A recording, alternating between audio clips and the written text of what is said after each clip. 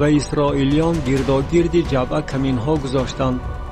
و بنی اسرائیل در روز سیوم و مقابل بنی بنیامین برآمدند و مثل دفعه‌های پیش نزد جبعه صف بستند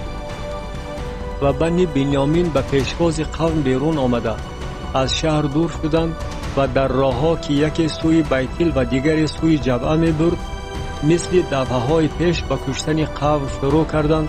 و قریب 30 نفر از اسرائیلیان در صحرا کشته شدند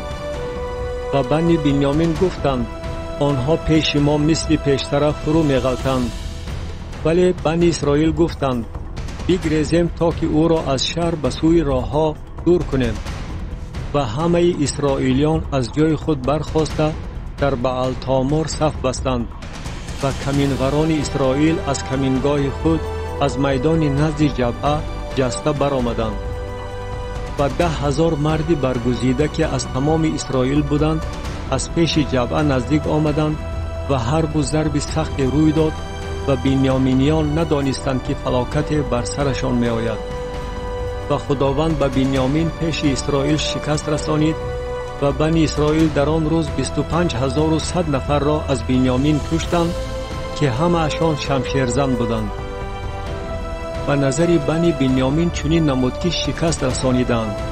ولی اسرائیلیان برای بنیامین جای خالی کرده بودند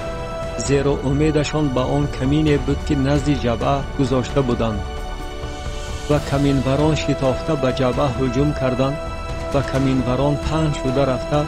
تمام اهل شهر را به دم شمشیر کشتند و علامت در میان اسرائیلیان و کمینوران قرار داده شده بود که آنها باید از درون شهر ستونهای قفس دود را بلند کنند و هنگامی که اسرائیلیان در جنگ خفا گشتند و بنیامین به زدن اسرائیلیان شروع نموده تقریبا 30 نفر را از آنها کشتند و گفتند آنها پیش ما مثل جنگ یکم فرو می غلطند.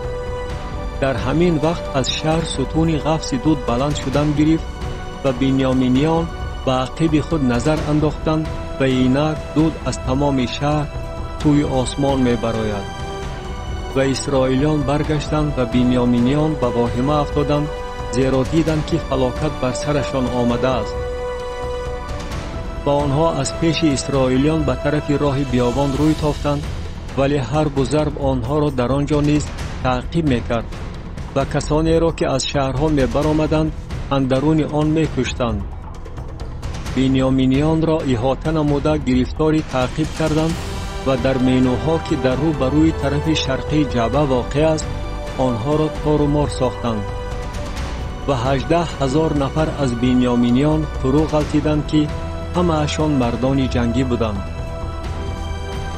و آنها تاب خورده به بیابان سوی صخره ریمون گریختند ولی از آنها 5,000 نفر را در راهها به هلاکت رسانیدند و آنها را تا جدعم تعقیب کرده از آنها 2,000 نفر را کشتند. همه کسانی که از بنیامین در آن روز تلف شدند 25,000 نفر شمشیرزن بودند که همه اشان مردان جنگی بودند و 600 نفر تاب خورده به بیابان سوی صخره ریمون گریختند و 4 ماه در صخره ریمون ایستادند و اسرائیلیان نزد بنی بنیامین برگشته آنها را به دم شمشیر کشتند. تمام اهل شهر و چارپایان به هر چی را که یافتند نیز همه شهرهای را که یافتند آتش داده سوزانیدند.